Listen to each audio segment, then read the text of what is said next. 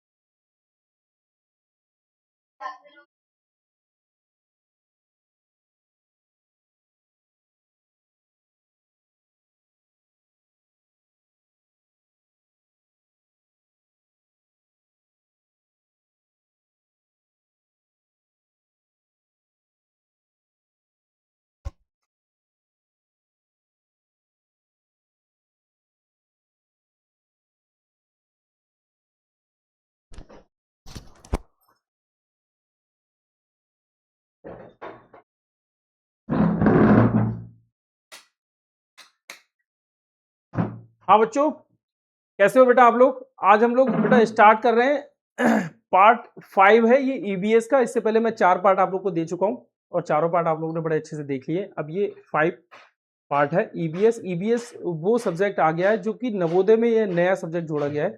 EBS जो 40 question reasoning के हुआ करते थे तो उनको 20 क्वेश्चन कर दिए और 20 क्वेश्चन ईबीएस के कर दिए। तो ईबीएस एक इंपॉर्टेंट पार्ट बन के आ गया और हम लोग को इसको बहुत अच्छे से करना है, ठीक है। और बहुत इजी पार्ट है, कोई भी टफ पार्ट नहीं है। हाँ, जानकारी के हिसाब से है, जानकारी हम लोग को होनी भी चाहिए थी और वो जानकारी अब नवोदय के बच्चों को भी होना शुरू हो जाएगी ईबीएस के बारे में, जो कि पर्यावरण अध्ययन कहलाता है, ठीक है। मैं इसके क्वेश्चन लेना शुरू कर रहा हूँ बेटा। इसके क्वेश्चन में आज हम लोगों ने लिया है भारत के राष्ट्रीय प्रतीक। भारत के राष्ट्रीय प्रतीक के बारे में हम लोग पढ़ेंगे, फिर इससे हम लोग आंसर निकालेंगे। ये हमारा पूरा पैरा है और इस पैरे से पढ़ के हम लोग आंसर निकालेंगे, ठीक है।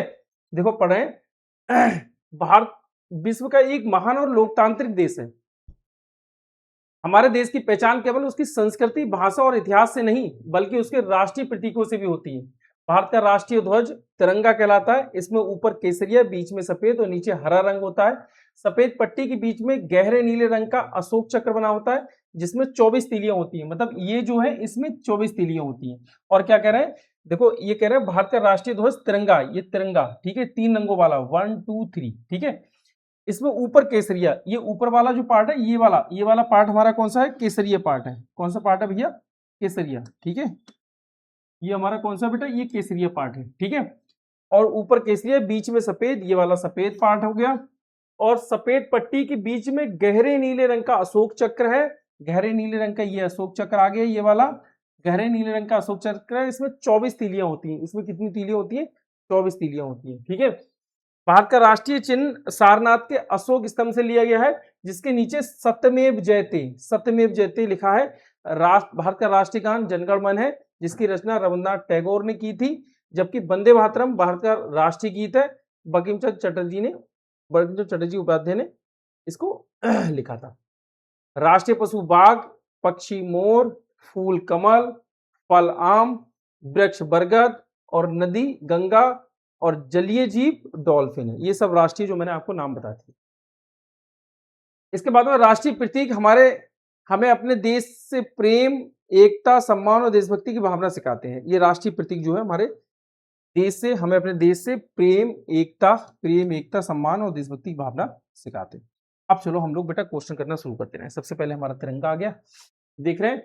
भारत का राष्ट्रीय ध्वज क्या कहलाता है? तिरंगा। ठीक है, राष्ट्रीय ध्वज क्या कहलाता है? तिरंगा भैया। ठीक है, 3 रंगों वाला। तिरंगे के बीच वाली पट्टी का रंग कैसा है? देखो बीच वाला ये हमारा तिरंगा है और उसकी बीच वाली पट्टी का रंग कौन सा? सफेद। कौन सा बेटा? सफेद। ठीक है, बीच वाली पट्टी का रंग कौन सा हो जाएगा? सफेद। ठीक है, यहाँ पे अभी आपने पीछे देखा तो ये बना हुआ था, सर्किल बना हुआ था, उसमें 24 तीलियां थी ना, ये 24 तीलियां थी बेटा। ठीक है, ध्यान रखना भैया इसको, 24 तीलियां। अशोक चक्र में कितनी तीलियां? 24। देखो ये अशोक चक्र है हमारा और अशोक चक्र में कितनी तीलियां? इस सब तीलियों को गिनोगे तो 24 तीलियां होंगी। ठीक है, तो कितनी? 24। तो बी फॉर बैट हमारा आंसर। आगे देखिए, राष्ट्रीय ध्वज में क्या बना होता है? राष्ट्रीय ध्वज में क्या बना होता है? राष्ट्रीय ध्वज कमल, तारा, सिंह या फिर अशोक चक्र। देखो राष्ट्रीय ध्वज में हमारा क्या है? अशोक चक्र बना हुआ है। ये डी फॉर डॉल हमारा आंसर हो जाएगा। भारत का राष्ट्रीय चिन्ह कहाँ से लिए गया है? भारत का राष्ट्रीय चिन्ह हमारा सारनाथ से लिया गया है। ये हमारा राष्ट्रीय चिन्ह है। ये हमारा कहाँ से लिया गया? सी फॉर कैट, सारनाथ से लिए गया। सत्यमेव जयते कहाँ से लिए गया? संसद भवन से। राष्ट्रीय चिन्ह के नीचे, राष्ट्रीय चिन्ह के नीचे राष्ट्रीय ध्वज पर राष्ट्रीय भवन से, तो राष्ट्रीय चिन्ह के नीचे सत्यमेव जयते है। सत्यमेव जयते राष्ट्रीय चिन्ह के नीचे हमारा कौन सा? सत्यमेव जयते, ये वहां से ले गया राष्ट्रीय चिन्ह के नीचे। ठीक भाई, आगे देखे, जनगण मन के रचयिता कौन थे? रविन्द्रनाथ टैगोर या रविन्द्रनाथ टैगोर। ये रविन्द्रनाथ ठाकुर भी कहते हैं, रविन्द्रनाथ टैगोर भी कहते हैं। इनने पहली बार कलकत्ता अधिवेशन में 7 दिसंबर 1911 को कलकत्ता अधिवेशन में ये को ले जाया गया था, गाया गया था और इसको 24 जनवरी 1950 को राष्ट्रगान का रूप में से स्वीकार किया गया था। ठीक है, इस चीज को याद रखना। बंकिम चंद्र चटर्जी ये वो है, इनने वंदे मातरम लिखा। वंदे मातरम ये लिखा गया था 1870 में और 1882 में से इसे भी से कहीं गाया गया था, लेकिन 24 जनवरी 1950 को बेटा इसको भी हमें राष्ट्रीय गीत के रूप में इनके द्वारा, जो बंकिम चंद्र चटर्जी जी के द्वारा लिखा हुआ था वंदे मातरम, उसको राष्ट्रीय गीत के रूप में हम लोगों ने 24 जनवरी 1950 को स्वीकार किया सरकार के द्वारा। ठीक है, ये आपके हो गए जनगण मन हो गए और आपके राष्ट्रीय गीत हो गए। ठीक है, ठीक भैया। आगे देखो भारत का राष्ट्रीय गीत। देखो भारत का राष्ट्रीय गीत अभी हम लोग बात कर रहे थे वंदे मातरम है। भारत का राष्ट्रीय गीत कौन सा है? वंदे मातरम है। ठीक है, आगे देखे वंदे मातरम किसने लिखा? वंदे मातरम बंकिम चंद्र चट्टोपाध्याय ने लिखा था। ठीक है, बंकिम चंद्र चट्टोपाध्याय ने इन्होंने लिखा था। ठीक है भैया, आगे देखें बंकिम चंद्र चट्टोपाध्याय और कौन कौन है? अच्छा, मैथिली शरण गुप्त। ये देखो ऑप्शन में बता रहा हूँ आपको, मैथिली शरण गुप्त जो राष्ट्रीय कवि है, ये भी हमारे कौन से बेटा? राष्ट्रीय कवि है। ध्यान रखना इसको, राष्ट्रीय कवि है बेटा ये। ठीक है, इनकी 2-1 कविता तो थी, ध्यान नहीं आ रहा मुझे कौन सी कविता थी। 2-1 कविता थी, एक साकस करके ऐसे कुछ कविता थी, इनकी थी एक कविता। रविन्द्रनाथ ठाकुर को तो आपको पीछे बता चुके हैं। सुभद्रा चौहान, इनको तो बेटा पहचान लेना। सुभद्रा चौहान, इन्होंने एक कविता लिखी थी, तुम लोग को कविता याद होगी, बहुत लड़ी मर्दानी, वो तो झांसी वाली रानी थी। ठीक है, बुंदोलो हरवेलो की हमने सुनी कहानी थी, बहुत लड़ी मर्दानी, वह तो झांसी वाली रानी थी। ठीक है, ये इन्हीं की कविता, ये इन्हीं ने गाया है। ठीक है, इस कविता से ये बड़े फेमस हुए थे। ये कवि को राष्ट्र कवि का दर्जा भी मिल चुका है। ठीक है, इनको भी बेटा याद रखना। भारत का राष्ट्रीय पशु देख लो भैया कौन है? बाघ है। तो ये भारत का राष्ट्रीय पशु बाघ है। आगे देखें, भारत का राष्ट्रीय पक्षी मोर है। भारत का राष्ट्रीय पक्षी मोर है। मोर कहाँ गया? ये सी फॉर कैट। आगे भैया क्या है? भारत का राष्ट्रीय फूल कौन सा है? भारत का राष्ट्रीय फूल हमारा कमल है। भारत का राष्ट्रीय फूल कमल हो गया। भारत का राष्ट्रीय फल आम है, जो कि अभी चल रहा है, आम का मौसम है। भारत का राष्ट्रीय वृक्ष कौन सा? बरगद। भारत का राष्ट्रीय वृक्ष बरगद है भैया, बरगद। ठीक है भाई।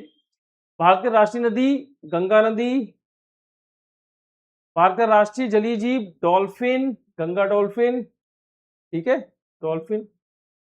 भारत राष्ट्रीय प्रतीक हमें किस भावना की प्रेरणा देता है? वो लास्ट में जो था, सम्मान, एकता और देशभक्ति, जो लास्ट में लिखा हुआ था ना, उसको पढ़ रहे थे, सम्मान, एकता और देशभक्ति। ये हो गए। तिरंगे का सबसे ऊपर वाला रंग कौन सा है? केसरिया है भैया। ठीक है, आगे देखो, तिरंगे का सबसे नीचे वाला रंग कौन सा है? तो ये हरा रंग है। आगे देखिए, गद्यांश का मुख्य विषय क्या था? राष्ट्रीय प्रतीक और उनका महत्व, भारत के पर्वत, भारत की नदियां, भारत का राज्य। मेन बात यही थी कि राष्ट्रीय प्रतीक और उनका महत्व, राष्ट्रीय प्रतीक और उनका ये हो गया। ये इतने क्वेश्चन थे इसमें आज ईवीएस में हम लोगों ने देख लिया बेटा। अब इनको तैयार करते रहना, एक कॉपी बना लेना, नोट्स बनाते रहना और उनको पढ़ते रहना। बहुत अच्छे से तुम लोग के समझ में आते रहेंगे। धीरे धीरे करके हम सब इसको बताते रहेंगे। मैथ भी चलानी है, रीजनिंग भी चलानी है, हिंदी के गद्यांश भी चलाने हैं, इसी तरीके से वो भी होंगे, उनको भी चलाना है हमको। ये सब चीज हमको बराबर दिखना है। ठीक है बेटा, बहुत अच्छे से इसके नोट्स बना लेना और मिलते हैं अगले वीडियो में। आप लोग बड़े ध्यान से देखते रहना। पीछे का कुछ भी समझ में ना आए तो वो अपना यूट्यूब के चैनल पे जाके और उसको खोल के और पढ़ने लगना। बड़े ध्यान से नोट्स बनाते रहना।